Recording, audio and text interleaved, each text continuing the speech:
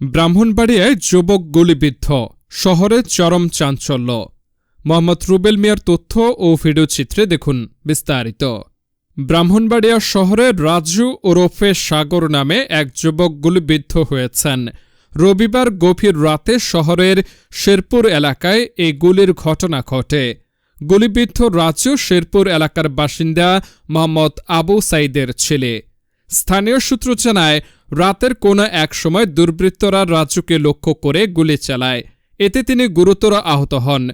গুলিবিদ্ধ হওয়ার পরপরই স্থানীয়রা তাকে উদ্ধার করে ব্রাহ্মণবাড়িয়ার 250 শয্যা বিশিষ্ট সদর হাসপাতালে নিয়ে যান।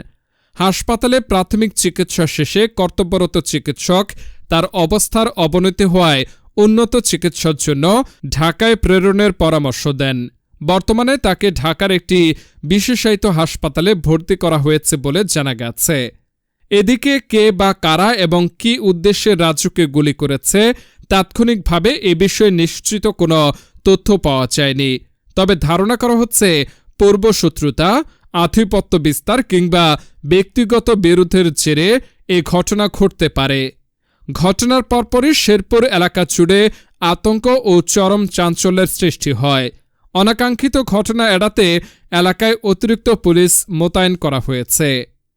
এ বিষয়ে ব্রাহ্মণবাড়িয়া সদর থানা পুলিশ জানায়, ঘটনাস্থল পরিদর্শন করা হয়েছে এবং গুলির খোসা উদ্ধারের চেষ্টা চলছে। ঘটনার সঙ্গে জড়িতদের শনাক্ত ও গ্রেফতারে অভিযান অব্যাহত রয়েছে।